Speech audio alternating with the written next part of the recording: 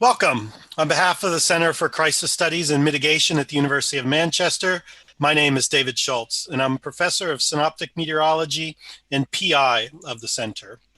The purpose of our center is to bring together different researchers across the university working on natural hazards and their impact on society.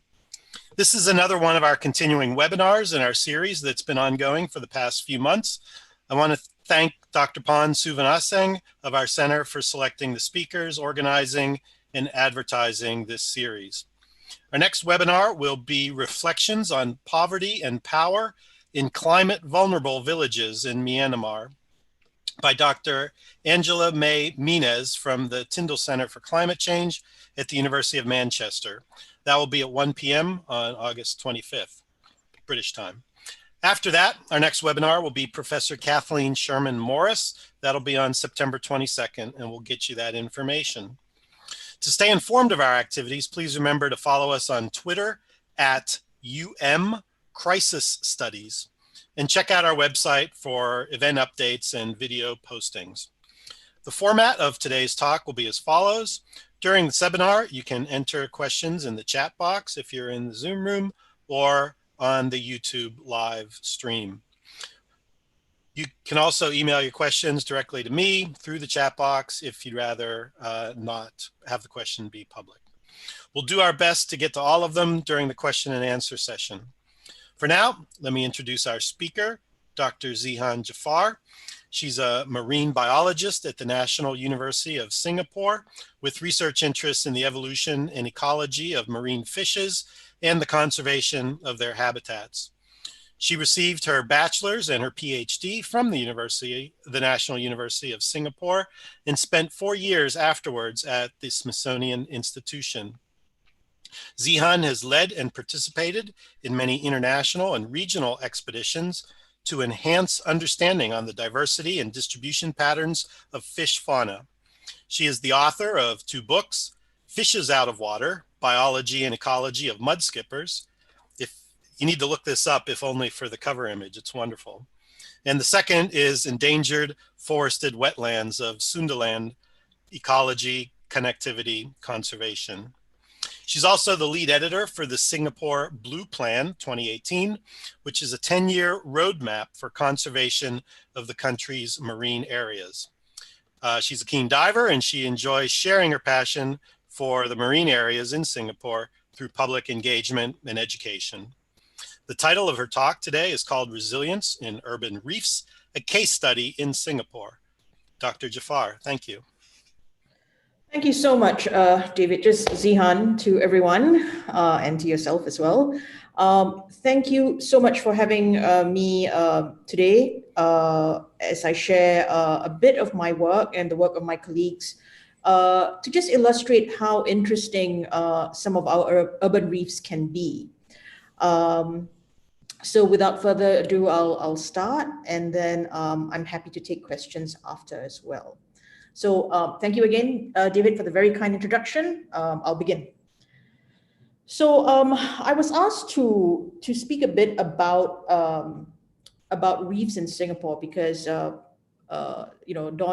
Pon Suvanaseng and I, we go back a long way, and she was here in Singapore for some time, and she knows some of the work that I've done in Singapore and the state of the reefs here. I'll begin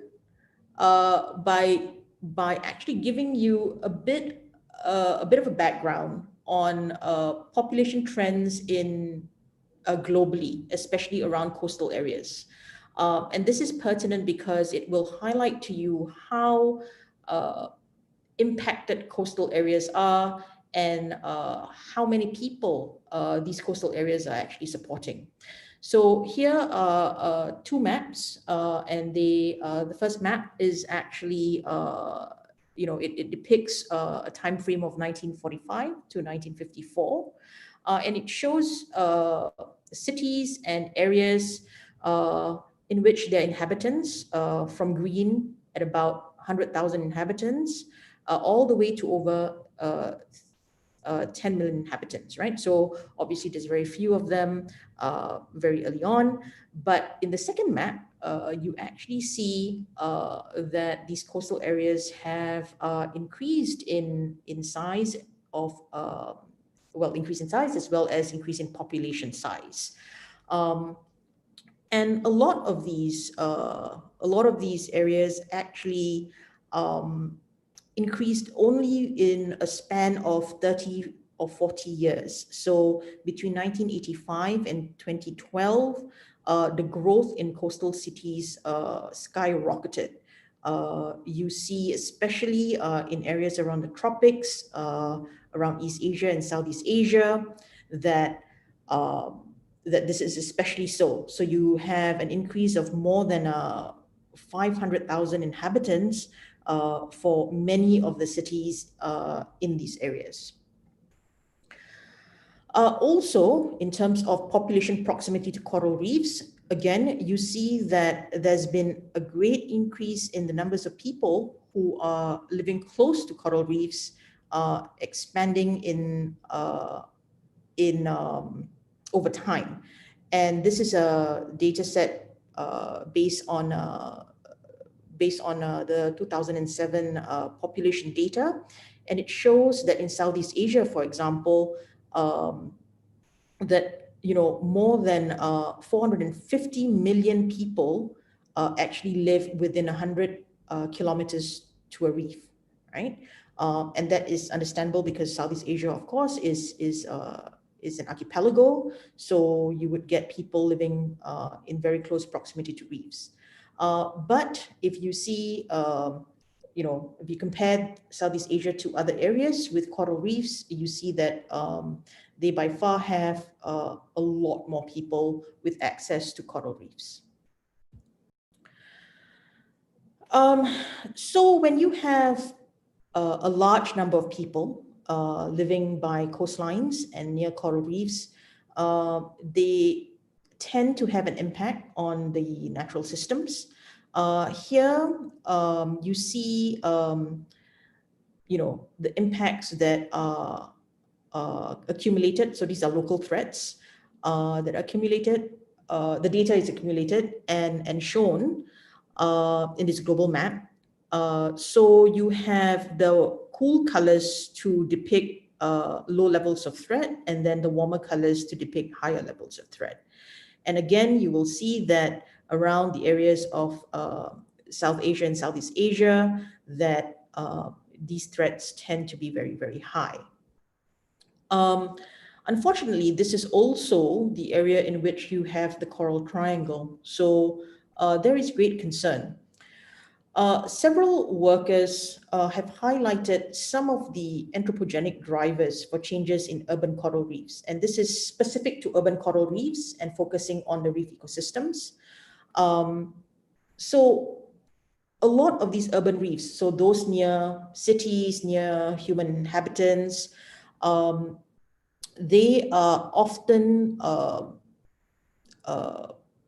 exposed to high amounts of pollution and high amounts of extraction, right? So the pollution can range from sediments from land, to marine sediments, to heavy metal exposure, organic contaminants, to plastic litter, and different kinds of pollution like noise pollution as well as light pollution. And of course, the proximity to these areas would also increase extraction. So from commercial all the way to recreational, sometimes just non-targeted cleaning of these areas. And the proximity to the reefs also increases footfall to the areas, and increased activities will really impact the areas, and not only to the ecosystem itself, but also to the organisms living within them. So just wanted to show how that would look, all these threats, how that would look into the future, right? So here are some current reef threats. Okay, so they have present data, or present day data, and then some projected data. And again, if you look at Southeast Asia here, already in the present day, Again, the warmer colors show high levels of threat, the cooler colors, low levels of threat. In Southeast Asia, present day, very warm colors, but maybe not as bad as compared to the other nations or other areas. But into the future, in 2030 and 2050, you see that Southeast Asia would far surpass other nations or other areas with coral reefs in the levels of local threats. So this is actually quite worrying. Like I said, because this area is where you have the world's highest coral diversity. The coral triangle is within this area. But also, a lot of the countries in Southeast Asia are responsible for the export of many seafood products, fishery products to the rest of the world, right? So this is something quite concerning.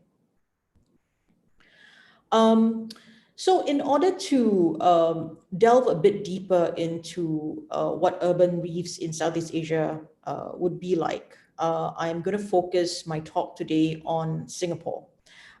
Singapore is an interesting example because the coral reefs in this area has been impacted for a very long time. And it is a good test bed for many of the other urban reefs in the region. You know, many years ago, before the urbanization of our coastlines, Singapore looked like this. Okay, so this is a map showing Singapore around 1820.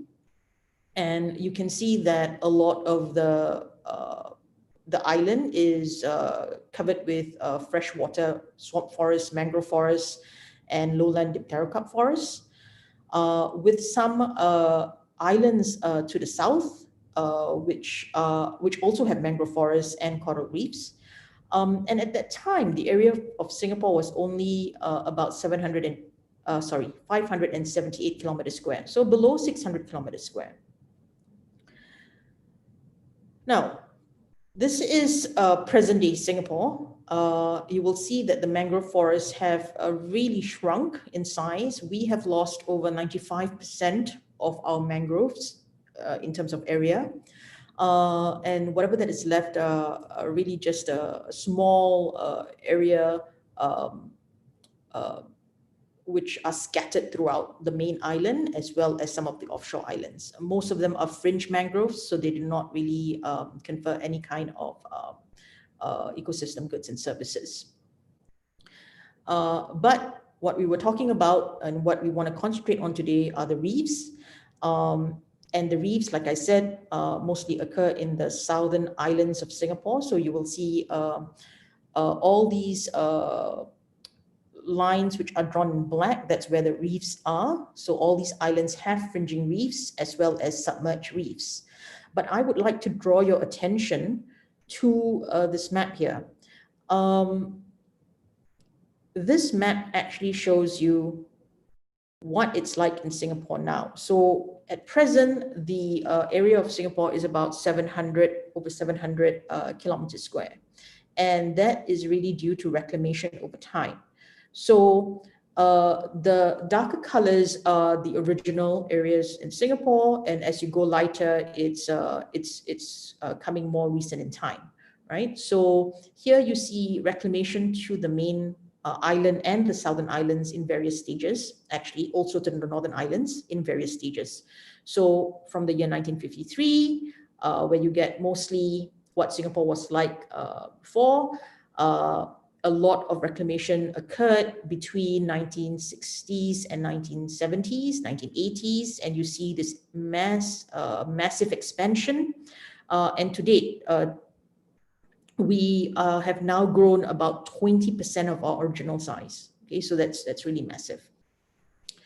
If you can draw your attention to the island, so for example, this island, Jurong Island, around here, okay, on the southern part of Singapore, you see that the new Jurong Island is actually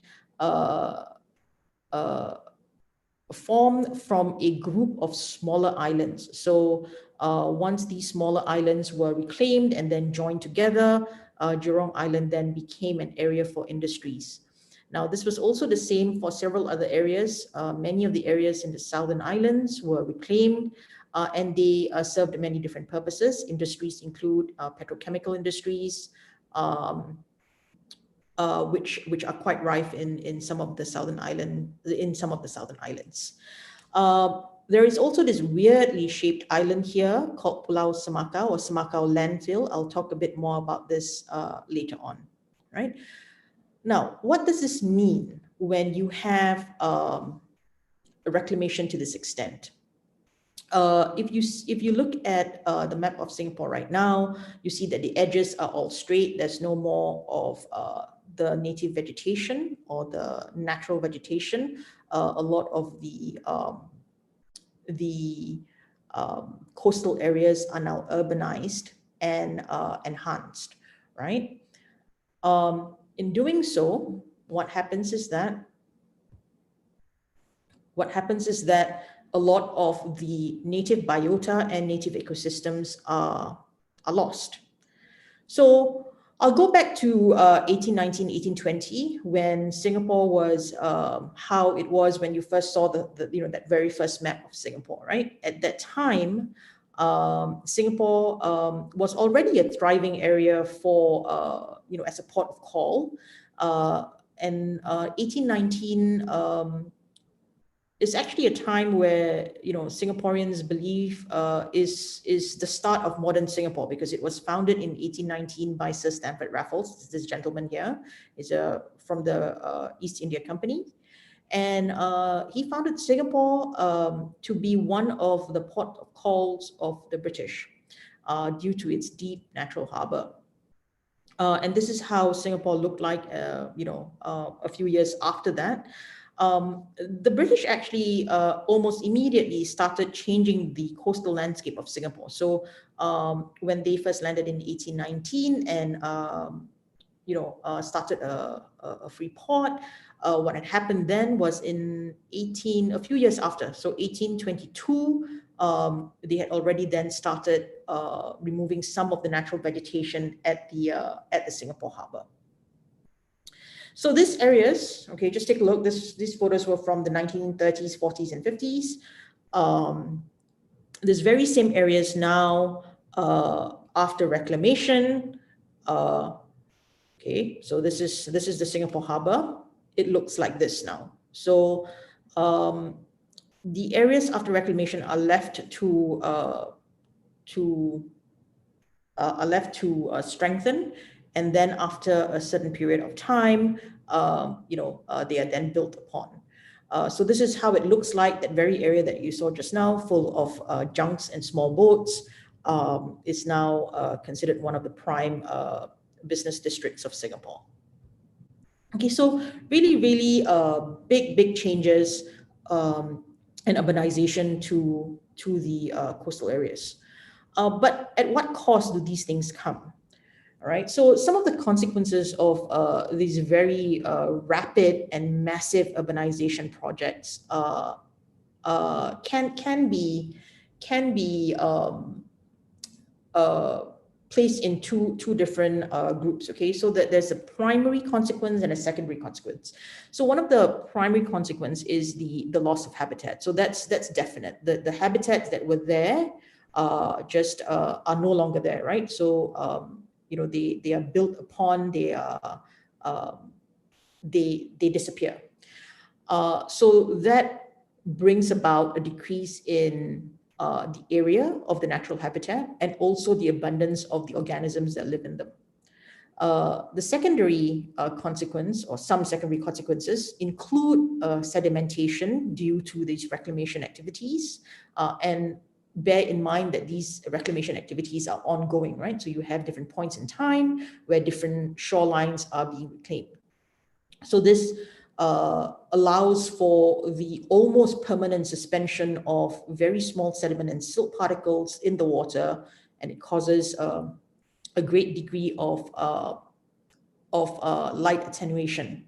So with light attenuation, corals which are dependent on sunlight, the corals that host zooxanthellae that are dependent on sunlight to make food, actually lose out. So what happens then is that you get the reef being compressed. So when there's much less light entering the water or penetrating the water, reefs, hard corals at the deeper areas of the coral reefs would then die off. And what you get is a coral reef that is very shallow and remain shallow. So instead of coral reefs going down to 20, 30 meters in areas where the water is very clear, in Singapore, the coral reef actually stops at around 8 to 9 meters. And beyond that, silt and then soft corals that don't really depend on sunlight in order to grow.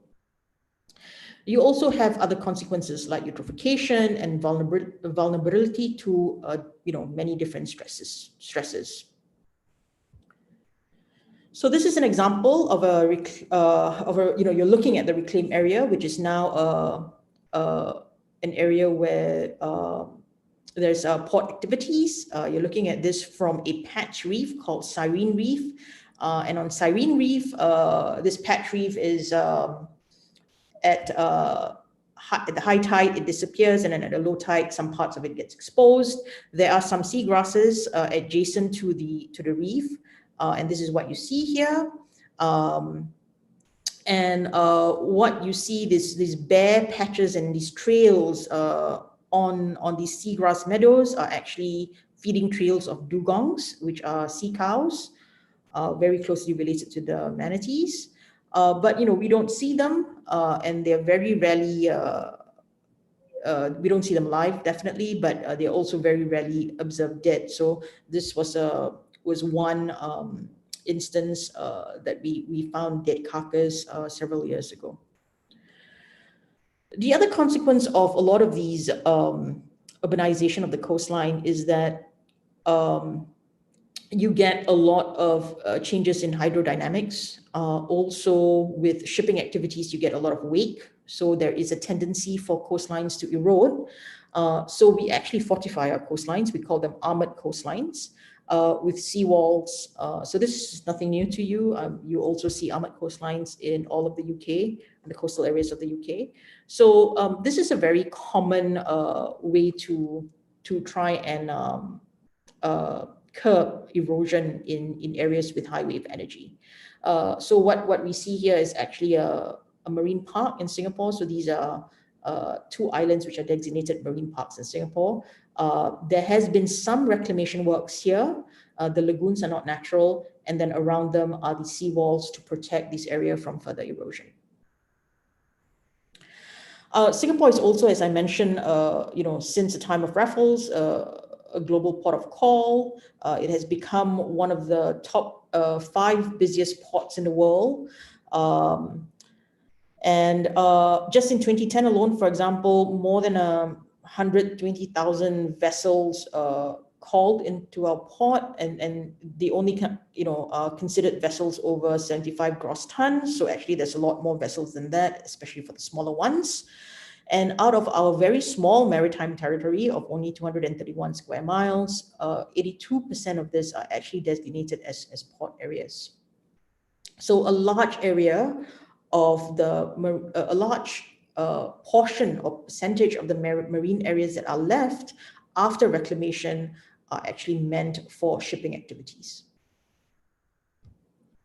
Okay, so what does this mean? Other than the silt that is suspended in the water, shipping actually, the shipping activities that we have to sustain actually requires us to carry out dredging almost constantly so that the channels are big enough for the ships to pass. So this dredging works plus reclamation has really caused increased sedimentation. Increased sedimentation reduces visibility in the water, and as I mentioned, reef compression. But also you get sediment that comes on and settles on all organisms, and they cause the death of a lot of the hard corals, and you can see these are just some examples. We spoke a bit about reef compression just now, and you will see this. You will see that a lot of the substrate, there's sediment on it. Visibility again is quite poor, and this is only at 3 or 4 meters deep, right? And it actually has it looks like it's a bit deeper, but that's because of the low light levels. These reefs are also very vulnerable to stresses. The reclamation has actually caused the loss of about 65% of all coral reef areas. So that's a very high percentage. Whatever that is left is 35%, 30 to 35% of what was there in the 1800s. So with these other stresses like increased sedimentation, lower light attenuation, it really increases their vulnerability to many of the stresses. So this is thermal stress, and it causes bleaching. So we see this every few years when there's an El Nino event. Many of our coral colonies would actually bleach. Because of the high level of stresses, some of these colonies actually don't recover, and very quickly they are overtaken by algae or seaweeds, as seen in this photo. Also, when you have a high input of substrate from land, often there are algal blooms.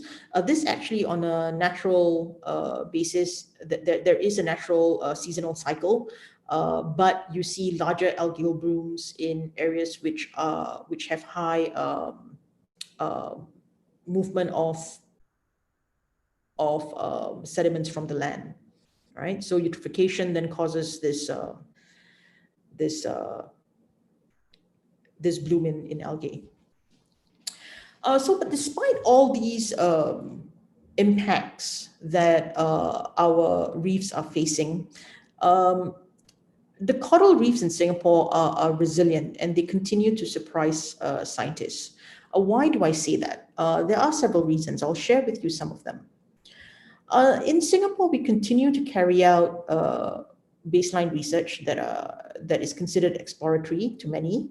Very recently, from 2010 to 2015, we carried out a comprehensive marine biodiversity program where there was a concerted effort by all the marine scientists in Singapore to carry out a survey of marine areas, but at the same time, including global experts and scientists to join in these surveys and expeditions. And this survey actually, was really, really successful. The spate of surveys were really, really successful, and we had identified more than 3,000 species. We're still working on it, of course, but we've already identified many new species, over 15 new species in Singapore. And also several habitats which were not known to us before. So for example, sponge areas, right? Areas which are sponge reefs. The Neptune cup sponge was also rediscovered in Singapore during one of these expeditions. Now, this then gave us an excellent baseline for our research questions, right? Because it gave us this really, really good data set. The good thing about Singapore is that because of its long history as a port of call, there were many scientists that actually came through, since 1819, including Dutch scientists, including British scientists, and a lot of our material actually housed at the Natural History Museum in London, as well as the Leiden Museum in Naturalis in Leiden, Netherlands. So we have historical data, but they are not complete. So expeditions like these or efforts like these are actually very useful to give us the baseline for the present. And this has really helped us in trying to understand invasive species, for example. in 2013, a group led by Siemens had actually looked at the potential for invasive species occurring in areas of the world, and they carried out this study using models. And Singapore was named as the top area with which should have the most species of invasive organisms, right? So organisms which are non-native. And yet, we actually do not see this on the ground, despite the large number of vessels that come in to our waters. We only have 22 non-native marine species in Singapore. And we know this for a fact based on the kinds of work that we've done, for example, the comprehensive marine biodiversity survey that I was talking to you about, but other comprehensive surveys as well. So we've managed to actually show that this is not true, and shipping activities actually account for a really small percentage of non-native marine species in Singapore, right? So this is interesting, and part of this could be due to, there are several theories as to why this is so. One of them is that coastal systems which are in tropical areas with large diversity are resilient to invasion by non-native species. There's also been a series of eco-conscious developments of late. This is the Semakau landfill. That is exactly what it is. In Singapore, what we do with our trash is that we incinerate them. They become ash. The ash is taken over to this island, and it's mixed with earth, good earth, and placed in these cells that are made from the joining of two islands. Just let me explain to you. But basically, this white building here is where the barges that bring in the ash from the incinerators come and dock, and then these ash, these ash are actually moved by lorries to the cells. Let me give you a better okay. Right. This is a bird's eye view of the area. This landfill is actually made up of two islands. There is a big island here and a smaller island here. Now, these areas are now reclaimed. Okay, so sorry, the big island is here, sorry, and the small island is here. So what is being done is that a seawall is built and anchored to these islands. All right. And when the seawalls are built, they are divided. The area is divided into several compartments. So there are different phases then. So this one compartment is where the first phase is. So all the ash, all the ash coming in from a certain time will then be placed in these cells first. Now, what had happened during the building of these seawalls is that in order to anchor this area to the island, a portion of the mangroves there had to be removed. So in order to ensure that that area is somewhat conserved, the developers had actually they grew or they planted the same area that they had destroyed, mangrove seedlings on this area, on this side of the island. They also, while building, placed silt screens around the entire area to ensure that the silt didn't really impact the adjacent reefs. So that there are these patch reefs which are submerged during high tide. Terumbu is a Malay name for patch reefs.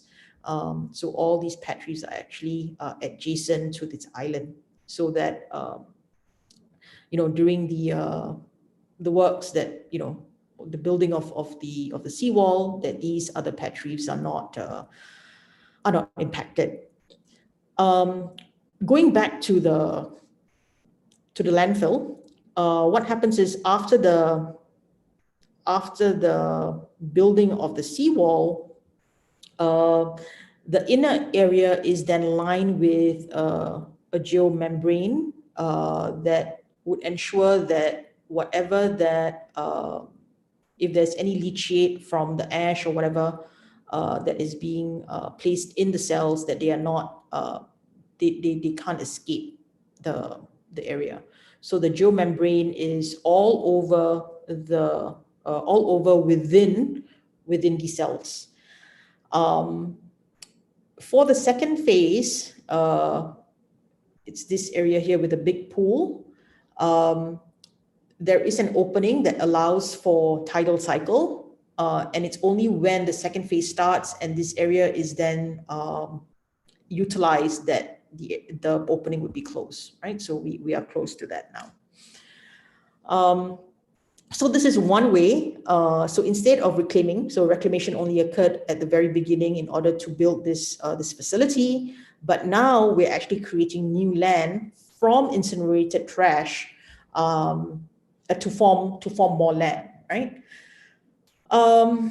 In the process, though, we lost an island with a large mangrove area, but part of that is regrown on one of the islands. Now, what is interesting is that, again, once this area, these cells are filled, they will put good earth on top, and then the land is compacted, right? The soil is compacted and then left to fallow. And for the areas, the cells in which this has happened, there has been some recolonization of not really mangroves because these are on land. So a lot of coastal vegetation, for example, and scrubland vegetation that has come back. And then with that comes, insects and birds and small mammals, right? There's also in Singapore a lot of research on habitat rehabilitation. So very early on, pre-2000, a lot of these rehabilitation work actually involved substrate like tires, as well as concrete. So artificial reefs with tires and concrete. But since 2000, a lot of the researchers, they thought of new ways to put in different material that would help in trying to rehabilitate the reefs, but at the same time are light and easy to move around so that, a lot more can be deployed and utilized, right? So this is a reef enhancement unit. The design was actually made by, this was designed by one of the labs at National University of Singapore, where I was a student. And I actually helped deploy these units back in 2003. So these are made from fiberglass, and they use steel steel stakes to anchor these units to the reef. And over time, there were colonization of corals and small invertebrates and fishes. So this is what it looked like in 2003, very bare. A few months later, we had some corals coming in, and this is what it looks like now, 10 years after. So you will see that actually a lot of the, the corals are growing. The substrate is actually taking the weight of these larger corals, despite themselves being quite light, because the fiberglass is quite light, right? So there are several of these units around, and they're still around. So we visit them and continue to monitor them. The rehabilitation research also occurs in various ways. We have in situ as well as ex situ. There is a coral nursery program where corals from areas which are being either reclaimed or which are impacted, they are taken and they are grown either in nurseries which are underwater or nurseries which are at the research facilities, and then replanted back into the reefs, right? Once they stabilize and once they've grown to a viable size. In addition to planting them on reefs, as you see at the top photo here, right? These research groups also plant them at base of seawalls to ensure greater use of novel habitats. And as you can see on this lower photograph here, these transplanted corals actually do quite well at the base of our seawalls. Then, other than some of these research focusing on the coral substrate, there are also research looking at other organisms. So this is my research. We actually just started this research, so I have not much to share. But if you notice, in the coral reefs, in the photos that you've seen, there's a lot of silt on the substrate, and a lot of the hard substrate is not exposed. And the hard substrate is where most of the small organisms living in the coral reefs reside. So this little project that I have is, I put out these units which hopefully would be colonized by some of these smaller organisms, so invertebrates as well as small fishes. And I put out these units in the shallower areas as well as in deeper areas, trying to use these units as a way to understand where these organisms are. Have they disappeared with the disappearance of the hard substrate in the corals? Or are they still there? And if they are, at which part of the reef they are at? And if they are there, what is the community composition like? So,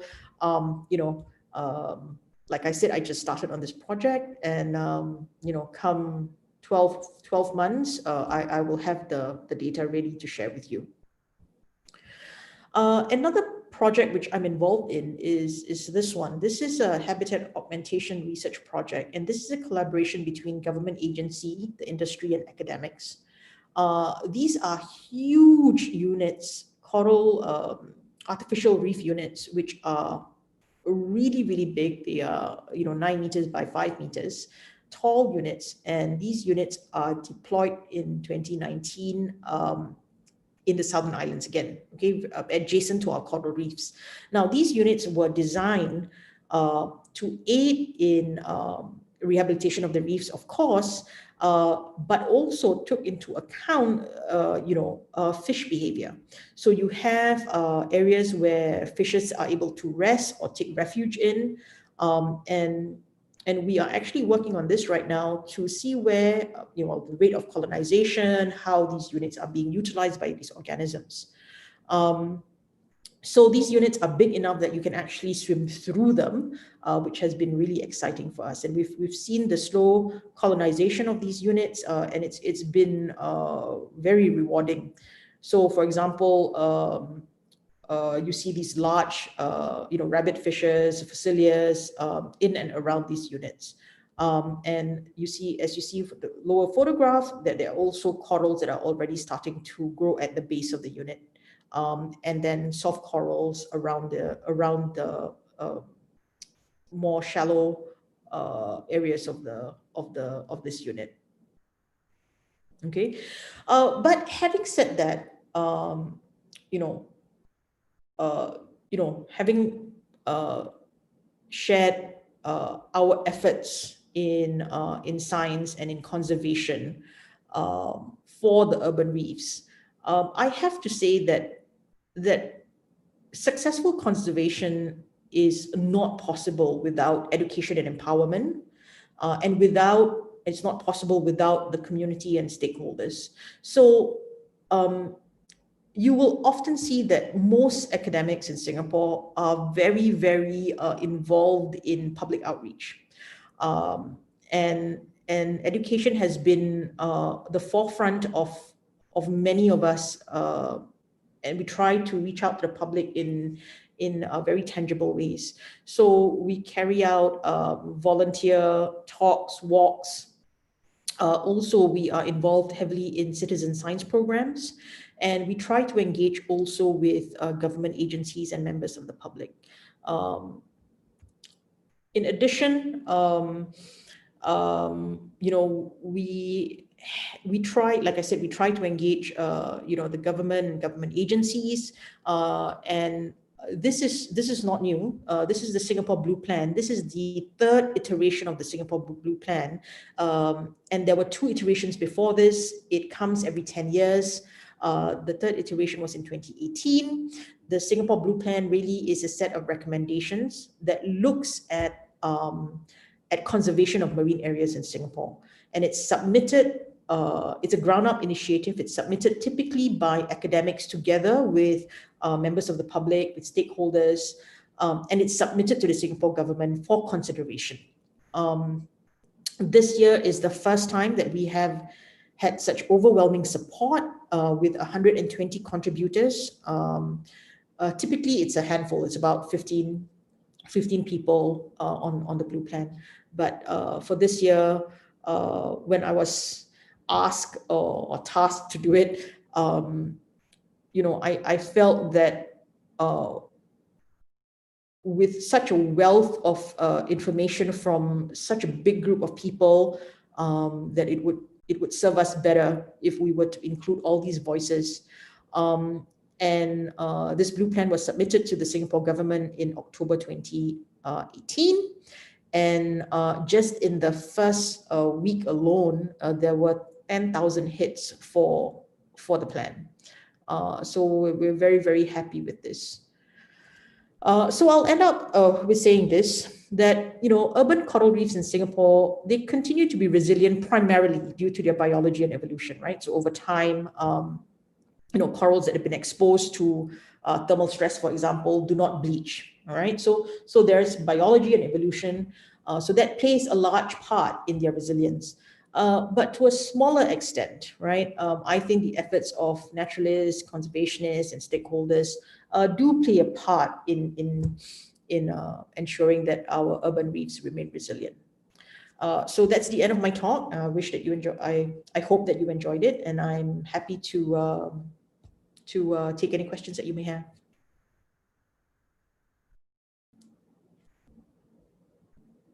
Great, thank you, Zihan. That's wonderful. Zee? If anyone has any questions, please feel free to post them to the chat, or you can message me directly if you would prefer not to make questions public. But to start off, I have one for you. I noticed that I didn't really hear the word climate change anywhere in your presentation.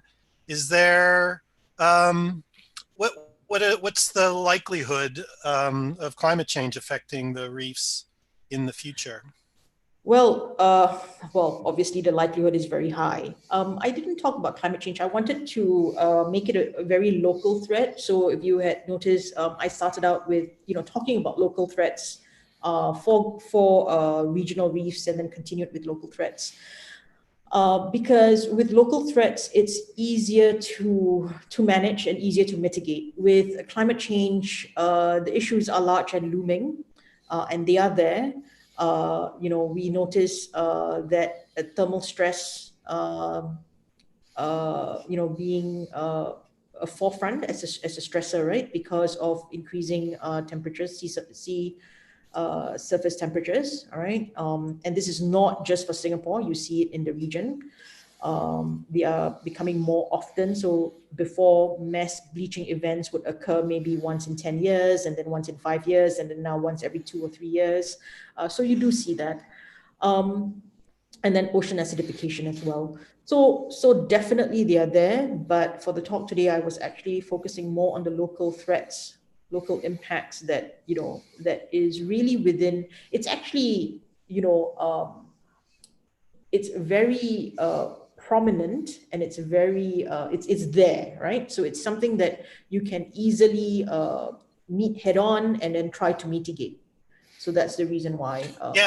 That's fine. You're allowed to set the scope of your talk however you want. But, because this was in the news recently, that Mark Zuckerberg, the head of Facebook, was caught surfing in Hawaii with a lot of, I guess, zinc oxide sunscreen on his face. And so he got some controversy, not only because he looked, hideous and, draped in all this sunscreen, but then, there were some commenters that I saw that said, well, actually, when you do surf in Hawaii on the reefs like this, that, they expect you to use special types of sunscreen, that are not harmful to the reefs. Is that, and what's the, give me some myth busting there. Was he in the right to do this? Well, no, well, I think that whatever you can do, it's true that those sunscreen actually affect the health of coral reefs. They do impact the corals. Whatever little that we can do, I think we should do, because these habitats are so imperiled that they need any help that they can get, to be honest. Right? It's understandable, right? We have a question. You talked about urbanization and the dredging for shipping. What about the urban heat island? Is there some effect there, due to having all this concrete, metal, particularly, with piers and that into the water? Are there any indications that, changing the thermal characteristics of the land, the water, the runoff is affecting the reefs in any way? We have not had actual studies in Singapore for that, but certainly I would imagine that, or I would hypothesize that actually makes a difference.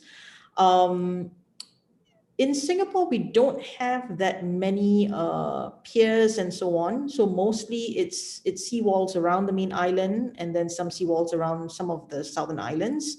But the runoff from, a very urban city area would be slightly higher in temperature, yes. It rains often, and that helps cool the area down. But no, there's been no specific studies on it. But I would imagine that it does make a difference. You see that also in areas where there's industries by the coastline, right? So with the effluent water that comes out, the pipes, those areas tend to, harbor lower diversity, for example.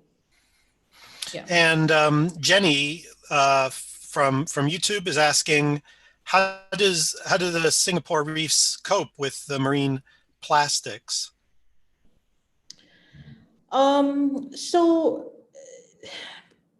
we do have debris in Singapore. A lot of the debris, they come from everywhere. We are an archipelago. There are,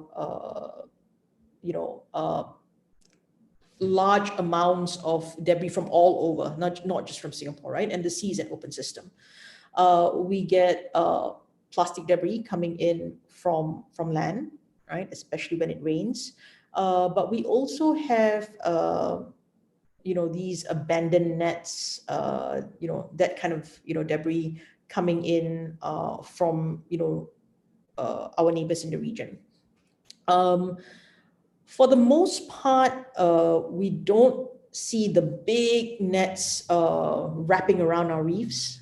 There's very few of that. In Singapore, we don't have commercial fisheries. Most of our fisheries products are actually from neighboring countries. So they are brought in to us. So these large nets rarely affect our reefs, and when they do, we tend to remove them, right? With the smaller debris, so plastic debris, typically we do get them. Singapore reefs are actually very in close proximity to areas where people go for recreation. So you do get, plastic bottles. You do get metal cans, like beer bottles and beer cans. There are reef cleanups. So, in general, when you go down to the reefs, you don't actually see the trash because there's a lot of work that people do both underwater and above water. So there's, the Singapore government hires many people who clean up, the shorelines, for example, and trash tends to be collected often and incinerated. So I would say, as a summary, not very badly so, and not apparent. So when you go diving, for example, you won't see large amounts of trash. One of the things that has been going on at Manchester is microplastics. So after they're abraded, very small pieces of plastic. Any studies about that in Singapore? Yeah, so yes, we've started, well, not myself, but I know colleagues who have started some work and looking at bivalves and microplastics within them. And yes, there are, I mean, you know, we are in the center of Southeast Asia where there's high amounts of plastics being used and discarded. So that is not a surprise. But there is a move to study this more carefully. And actually, it's a joint grant call with Singapore and the UK that closed a few months ago, and a lot of us had actually put in some grant proposals, and that is to study plastic in the region in Southeast Asia, and it's collaboration between the UK and Singapore. Wonderful. We have a question. At what rate are you seeing corals evolve to manage the challenging situations they're faced with? How quickly are new adaptations developed to cope with these situations? I would say, well, corals are colonies of the same animals, right? But the rate in which they are adapting is actually quite fast. So they are seeing, for example, and this is actually by a group at NUS, at National University of Singapore, they're seeing that corals that that have been exposed or have corals that have bleached before tend to do better in the next bleaching event. So they've actually shown that. And actually, I believe one of the lead author for that study is now back in the UK. Yeah. So. Great. And then the last question from Richard: how resilient was the urban reefs? Were the urban reefs due to the impact from the tsunami from the Sumatra 2004 earthquake? Was it impacted at all? Have there been any preparedness to resist other tsunamis in the future? Okay, so you know, Singapore is a very small island in, you know, within an archipelago. So Singapore does not really suffer natural disasters because we're so protected to the north by Malaysia, to the south by Indonesia. So we really were very lucky. We didn't feel any effects of the tsunami. But I can say, because I was actually involved in some of the work then, areas near the epicenter were badly damaged. So, so for example, I was at Pulau Wei, which is an island very near Aceh, near to the epicenter, and there were areas which had corals adjacent to mangrove areas. There were also areas which had corals in which the adjacent mangroves were cleared and then urbanized, right? So what we saw for those areas is really interesting. For areas where the mangroves were not cleared, the mangroves actually took the brunt of these tsunami waves. So a lot of the waves were, well, the waves were more than 8 meters in height. And the mangrove patches actually broke that energy. Okay, they absorbed that energy of the waves, and the mangrove trees were, you know, they were just like matchsticks basically, and they were moved to the edges of the bay. The reefs which were in front of those mangrove forests, you know, were completely destroyed. So the entire reefs, you know, became smithereens, and a lot of that calcium carbonate were then dumped onto the mangroves. So now the structure of the substrate is completely different, right? And mangroves can no longer grow there. But it did protect the villages at the back. But for areas in which the mangroves were already cleared, then of course the reefs were also, you know, the reefs were destroyed as well. But in this instance, there was no mangrove forest to protect those villages, and the waves actually went further in and caused a lot of damage to the urbanized areas. Having said that, though, the way that the waves moved was actually very dependent on the bathymetry. So for areas which were quite deep, just off the shore, the waves tended to be shorter and inflicted less damage. Great. Thank you so much. Well, we're at the top of the hour, and please extend my appreciation to Dr. Jaffar for her presentation and for answering her questions. Very illuminating and, you know, very much in line with the kinds of crises that our center is looking at. So thank you. Thank you very much. And we'll see everybody on October 25th for Dr. Angela May Menez's presentation. Thank you so much and have a good one. Oh, August 25th. Thanks. Thanks, Pon.